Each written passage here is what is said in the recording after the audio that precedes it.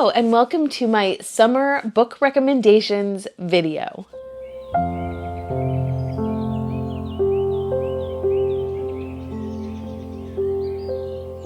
I have gathered over 20 books, and some of those include series, so we're closer to over 25 books that I would recommend to you as summer reading choices.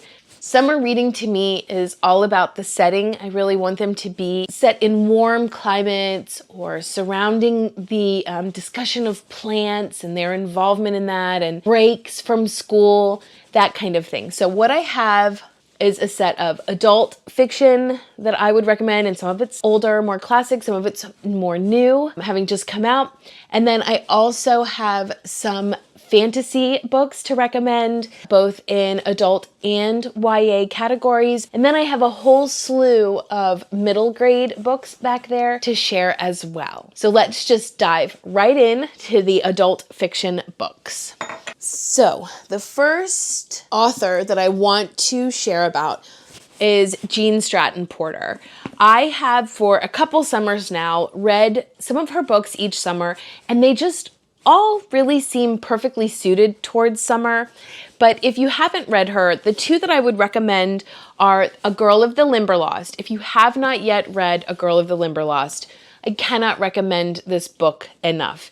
It is set in Indiana swamp lands. So we follow Elnora. Elnora is a girl who is approaching the end of her teens, and she lives with her mother in this sort of like ramshackle house that is on the edge of the Limberlost, on the edge of this swamplands. Her father has passed away, and her mother is very hard on her. So she has a lot of rules about education, about how she dresses, about who she interacts with, and Elnora really feels stifled by this.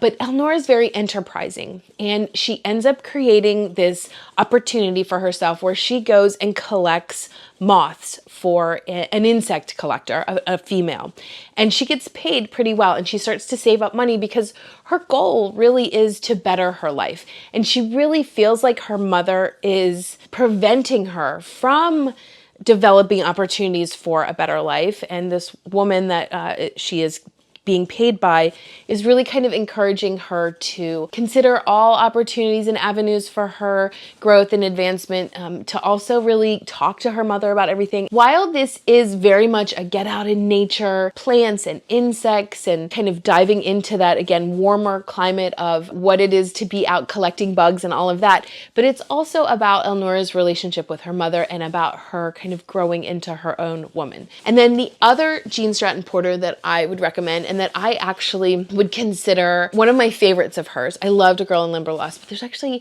a couple more that I loved even more. And A Keeper of the Bees is one such book. So in this we follow Jamie. Jamie is a veteran. He has dealt with an injury. He had to stay in a hospital to kind of recover from that. And when he leaves the hospital, he really doesn't have a lot of plans. It very much addresses what it's like to be a veteran, what it's like to try to acclimate yourself back into society. And along his walk to kind of finding like what are his next steps, he comes across this older gentleman, and this older gentleman is very ill, and he's like, listen, I am having to go to the hospital. I'm very ill. I need you to commit to stay to take care of my bees. And Jamie is sort of like surprised by all of this, but honors his promise that yes, okay, he'll stay and take care of the bees. And so again, while we have that perfect summer setting of somebody who's caring for bees, and he's actually like getting to know their motivations and how they work. And Jean Stratton Porter herself very much is a naturalist. And so any of her books that you dive into, you're learning about nature and in the environment. So we have that aspect to it, but we also have Jamie's healing process, his interaction with the neighborhood local kids, some of whom are kind of like aggressive themselves. But I just loved this healing story. I would recommend picking this up as well. Another older book that I would recommend is A House on the Cliff by D.E. Stevenson. So I will say, of the D.E. Stevensons that I've read, which is not a lot, but this is my least favorite among them. And I've actually talked to a few friends about the reasons why behind that. However, if you want a book that's sort of set and feels like 1950s era. You have a young girl named Elfrida. Elfrida is kind of this actress, but she's not making a lot of money at it. So she's really kind of trying to decide, like, does she want to continue or does she want to do something else? And through this process, she inherits this house on the cliff. And it's in Devonshire or in Devon. Yeah. And it's literally on the cliff facing over the channel. And she makes the decision, which I think the lawyers really kind of think she should just sell and live off the money, but she decided she's going to go to this house, check it out, and see if she can make a go of it. So this is her really kind of getting to know the people in her community, in this community of this house that she's inherited from a relative. And it's also about her really, again, trying to find herself and what are her goals in life and kind of what she wants out of life. So I would suggest, if this sounds good to you, go for it. Again, it's very wholesome, 1950s. You definitely are aware. I mean, they're doing like swimming in the water on the beach. And so it really does feel summery. I will say you very clearly know who the villain is. There's not a big redemption arc for the characters in here that are kind of meant to stir up trouble, cause tension, and then, you know, kind of like blow everything up and then leave. And so that's very much apparent in here. There's not a lot of subtlety in the character arcs. But again, the setting for summer is perfect, and it's just a nice light read. So if that 1950s light read sounds appealing to you, then definitely pick up The House on the Cliff. Next, also set in England, we have Marcia Willet's Chadwick Family series. So the core of this is a trilogy. She did write, I believe, a Christmas book that happens after this. There's a lot of people that don't really consider that as part of this because I think it was written a long time after this, and it just doesn't, it's just not everybody's favorite. But these three I would recommend picking up. They're very fast reads, even though they kind of look thick. And you are caught up in a family saga. So in 1957, I believe, we have three children, Fliss, Mole, and Susanna, who arrive at their grandmother Freddie's house. And it's just the grandmother. The grandfather has passed away. And the reason why the children arrive at her, they call it the keep, which is this big house and needs staff right there kind of on the edge of a cliff as well. But the reason why they end up coming to stay with Freddie is because their parents and older brother are killed in a very traumatic way. And the children have been exposed to that. And so there's definitely some heavier themes in this of trauma and parent death and healing from that. And the healing isn't like it just occurs at the beginning of the third book. The children are dealing with the consequences of that very violent, traumatic death throughout the books. One of the things that I love the most about this is how attached I got to the characters, especially Freddie. And then for the grandmother, there's also her husband's brother, Theo, who's a priest or a pastor. He's also part of the plot and very much a core character. But through these, you know, there are people who pass away and the children grow up and they get married and they have their own children and their own problems. And so it very much is like this like Thornbird-esque family saga, and it's really lovely. There are a few trigger warnings. I'm happy if you want to message me to ask what some of them are, and I can tell that. But as far as a Marcia Willet, I have really fallen in love with this series and would highly recommend it for a great summer read. So another family series is the Waratah in series. This is actually set in Australia. And we have three sisters who end up coming back to the Cabarita beach because their grandmother has died. These three sisters also have had parent loss and that trauma, and they had come and stayed with their grandmother and they kind of grew up there. And then they've all kind of gone off and done their own things. One of the sisters has stayed, but the other ones have kind of moved on. And so they all come back. And again, I think the idea here is that they're going to go through the house and figure out if they're going to sell it. And through the process, they discover information about their grandmother and realize that there was more kind of to her story than they realized. And they start to really remember their experiences growing up here and to kind of rekindle the attachment that they had to this place. And so this actually is a dual timeline. So we have where this is set in the 1990s, which is when the girls are coming back to kind of, again, figure out if they want to keep the place or sell the place. I think they're mostly inclined to sell it.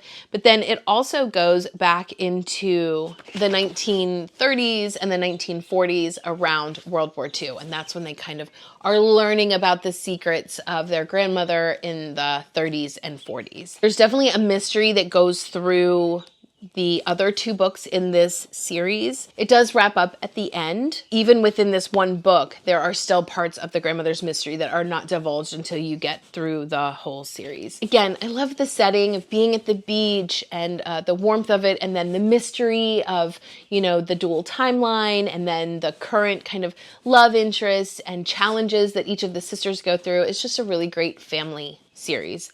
Perfect for summer. I have a couple more that have dual timelines. One of the ones I wanted to share was the Amalfi Curse. This is by Sarah Penner. I got to read an arc of this. It came out in April, so you should be able to find it, but we've got a dual timeline in this. So we have Haven Ambrose. Haven is a scuba diver, and she dives for treasure, and her father did before her. And right before her father passed away, he supposedly found a treasure and wasn't able to go back and collect it. And so she's kind of been building this way to be on a legitimate dive. She got a grant. She's working with a company. She had a whole team set up, and she would be doing something legitimate while also on the side diving at the exact coordinates her father had sent her before he passed away for her to go and find this great treasure. Well, before she can really get going on this legitimate dive, the rug gets pulled out from under her, and someone who knew her father ends up getting put on this legitimate job. And Haven knows that her father probably told him about this treasure, and he's probably looking for it too. So she starts down this path of trying to uncover and figure out where her dad was. There's a lot of weird currents in the water off of the Amalfi Coast. And to explain that, Sarah Penner, the author, takes us back into the 1800s with Mari de Luca. And Mari and other redheaded women in the town have an ability to control and communicate with the currents in the ocean. They are basically like sea witches, and they have been able to protect their towns from pirates and ne'er-do-wells for a long time, but they end up meeting their match in one season, and there's a lot of terrible things that happen. And so while we are embedded in that past story in the 1800s, we're also maybe seeing that there's a connection for what's going on in the present with Haven as she is trying to do some treasure hunting herself. I loved this. This is the first Sarah Penner I had read, but having it be on the Amalfi Coast and the whole diving part of it, I just think it is a perfect summer read. Again, pretty light. There's not a lot of terrible trauma or trigger warnings, not that I can think of. And so I think it'd be a light, fun summer read. And then next, with a dual timeline, actually this is a triple timeline, we have The Last Garden in England by Julia Kelly. This is set in present day with Emma Lovell, who agrees to come to Highbury House and rejuvenate this garden that has just kind of fallen into disrepair. And through that, she's reading the journals of people who have gone before her that she has really admired. The original designer was Venetia Smith. In the early 1900s, she was brought to Highbury House to design the garden. And I think during that time period, there's a little bit of pushback because she was a female designer. There were some things that happened, some trauma and pain that she experienced. But then we also are at the Highbury House, at this garden in the 1940s, when it went from being a family home to a very wealthy family to a convalescent hospital for veterans who are recovering. So it is 3 different timelines. So if you don't like kind of jumping around, you might not like this. But I loved the 3 women and their perspectives and how we could see what the life of a woman looked like in the early 1900s versus during World War II versus the present day. So I think that there definitely is critiques based on like what the life of a woman looked like and what her role was and what the expectation was and what happened if somebody kind of bucked that system. There's also some romance in here. There is pain. There definitely are some trigger warnings. I think there is pregnancy loss, for instance. So, but if you like gardens and garden design, I think this would be a good choice again for a summer read. Another summer choice is Tom Lake by Ann Patchett. Now, this is the second Ann Patchett I've read. I read The Dutch House and did not like it. And actually kind of thought maybe I would not ever read another Ann Patchett again. I disliked it that much. But came across this in our library and heard good things about this. So I thought, you know what? I'm going to try it again. I did actually get this out on Libby, and Meryl Streep is the audiobook recorder. And I love Meryl Streep, and I just think she did such a phenomenal job. So if you're looking for an audiobook to listen to in the summer, I would say Tom Lake is at the top of the list because of Meryl Streep, and also because it is set during one fateful summer in Tom Lake. Now, again, it is a dual timeline. The present day timeline is actually right during the pandemic.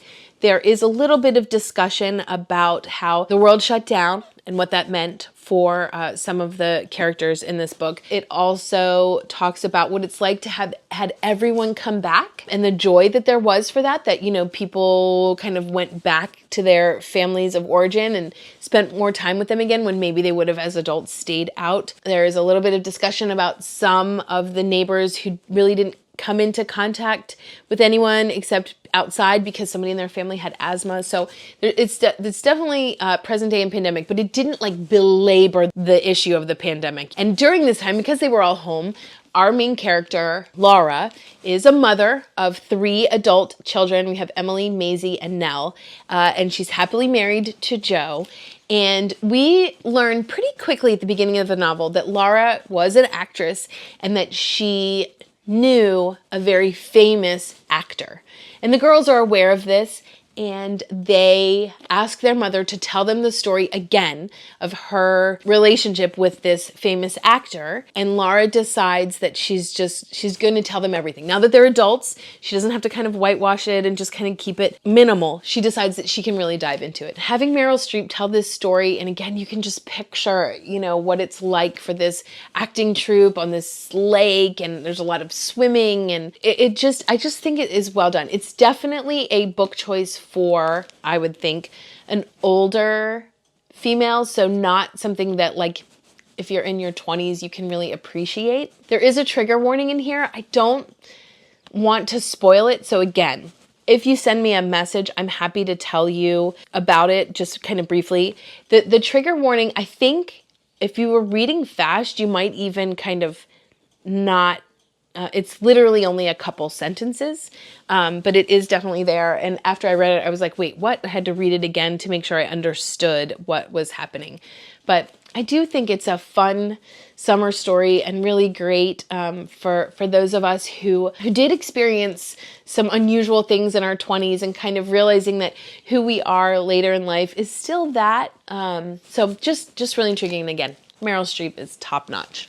Next, I have I Capture the Castle by Dodie Smith. The main reason why I chose this is because it is literally set from late spring until summertime. So in this we have Cassandra and her sister. I can't remember her sister's name. So in this we have Cassandra, her father, and her sister, and they live in literally this like crumbling old castle.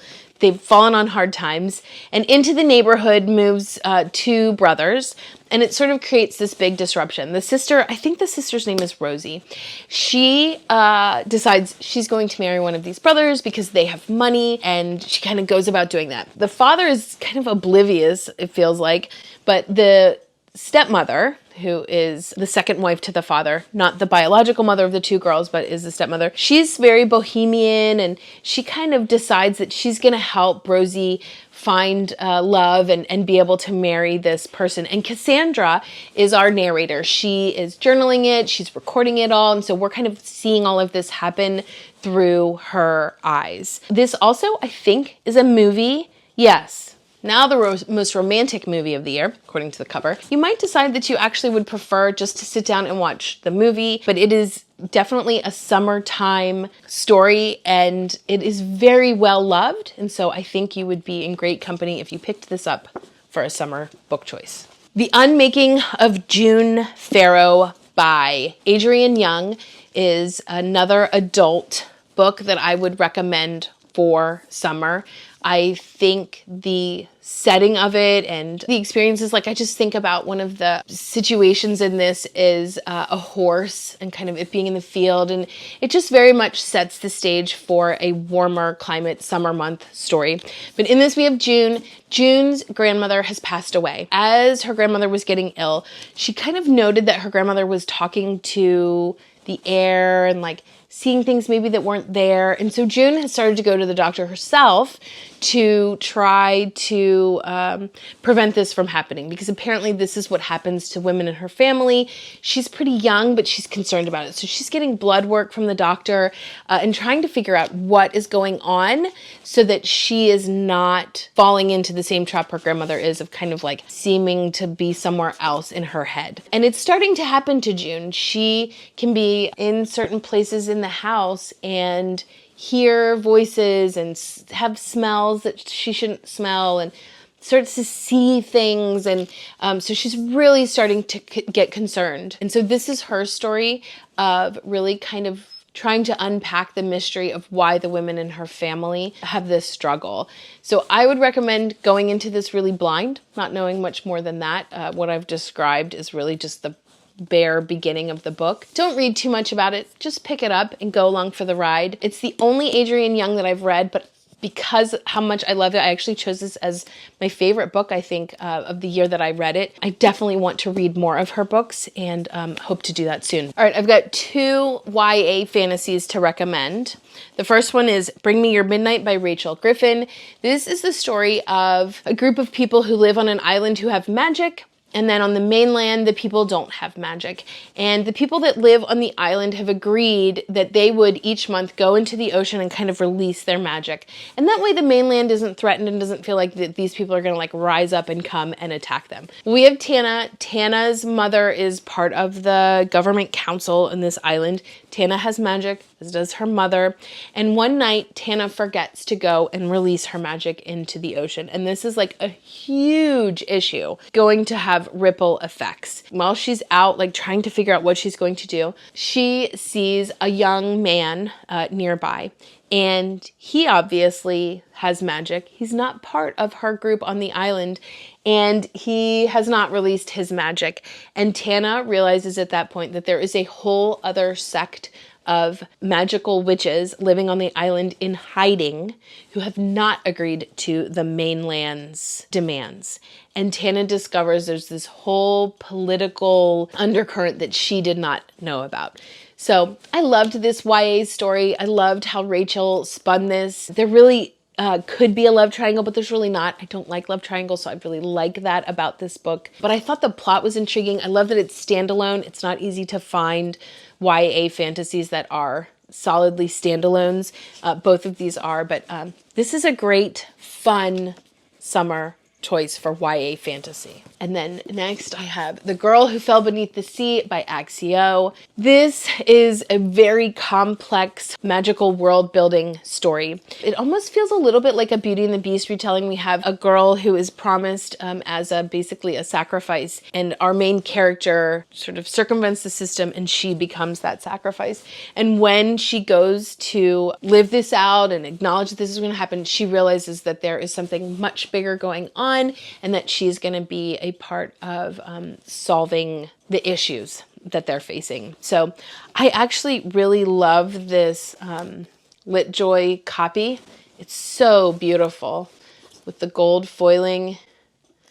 You can see the dragon. And then what's really nice about this copy is that LitJoy does these really neat annotating versions where the author has annotated the book so that you can kind of see her process. So really beautiful version, and, you know, Falling into the Sea, perfect summer fantasy read. All right, I've moved all the books around so that I have the middle grade out now. Just recently read this for middle grade March. This is The Secret of the Crazy Quilt by Florence Hightower. I will say, I don't think this fits in a middle grade genre specifically. Anybody could pick this up and enjoy it. So in this we have Jerry, it's just short for Jerusha, and her brother Freddie, and they are sent to their aunt's house for the summer. So the grandmother has passed away. The grandfather is like totally lost without the grandmother, but the aunt is there and she is kind of running everything. And Jerry, we have Jerry's perspective through most of this.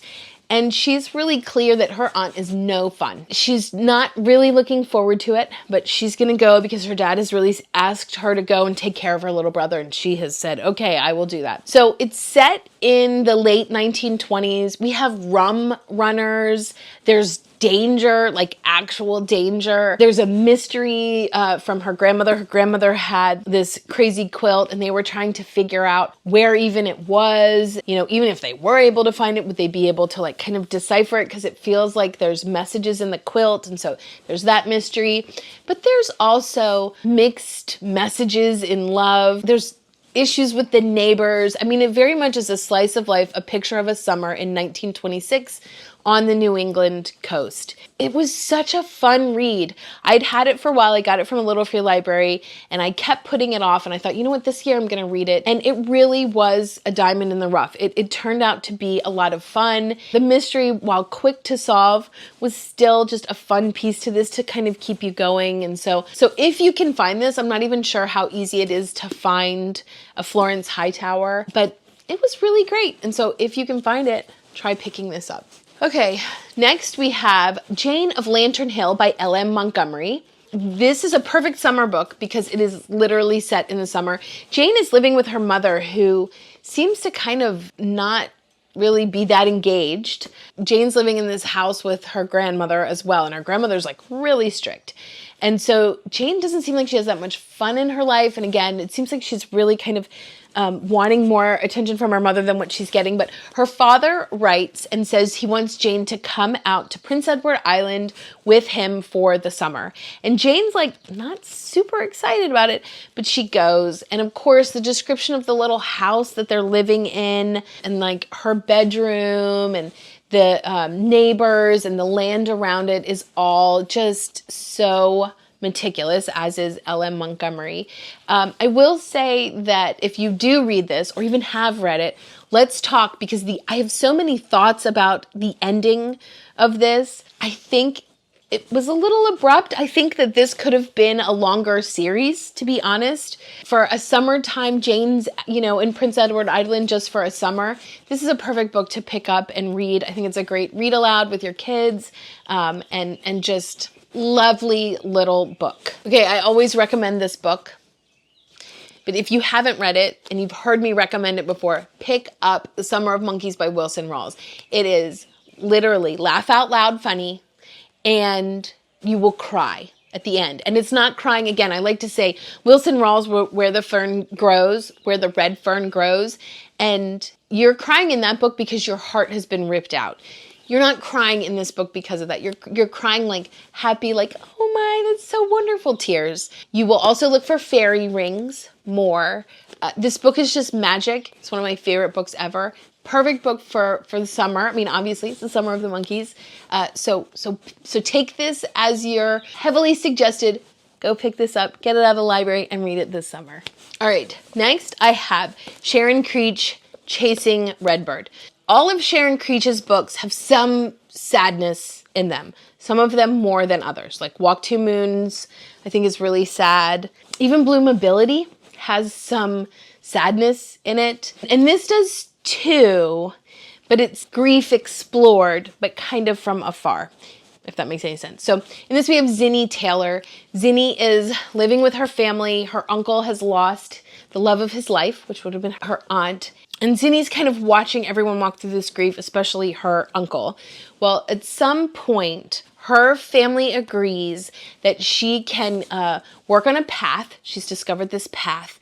She is going to be given permission over the summer to clear this path. And so it's her in nature, and it's her living that wild and free child dreams where she literally has a backpack with a tent and some, tools to hack through the path. And her parents are like, see ya, come back and get food when you need us, that kind of thing. I mean, it's just amazing. And that's the part that I love this. I really think it encourages kids to kind of be explorers and to get out into nature. So again, there are some a little bit heavier topics in here as well, because again, Sharon Creech seems to really live in grief, but this is my favorite book of hers, and I don't think it's as sad as some of her others. Sharon Draper's Out of My Heart. So Sharon Draper wrote the Out of My Mind series about a young girl who is nonverbal and in a wheelchair. And we get in the first book her thoughts and her narrative, and she tells us what is kind of going on. You don't have to read the first book to enjoy Out of My Heart. My oldest read Out of My Heart first and loved it so much. And then I was like, oh, there's actually a book before that. So she read that as well, but she loved this one. In this one, Melody, who's the main character, goes to summer camp. And it is a camp for other kids with disabilities.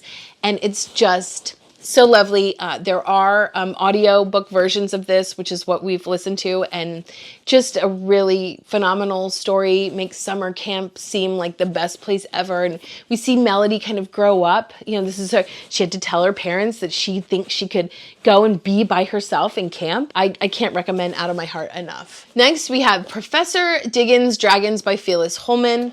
If you can find this, I would recommend grabbing it. It's pretty thin and the print is pretty big, so great for your early readers, or if you just want a quick. This is the story of a professor and then all of these children who look at his bus. They go and live in his bus on the beach for the summer. There's a mystery that happens. There's some issues about the professor maybe losing his job. Each of the kids have some challenges, but they're out looking at stars. They're out cooking things on the beach. We got the professor playing the guitar, but look at the schoolie. I mean, I really am like, I want to live in that bus. It's something my kids and I found randomly and love coming back to each summer. Again, just as a little quick read. Heather Fawcett's Grace of Wild Things.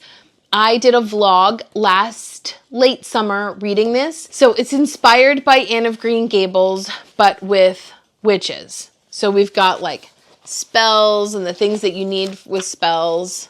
If you don't know, Heather Fawcett has written other middle grade novels, of which I've read most of them and have loved them.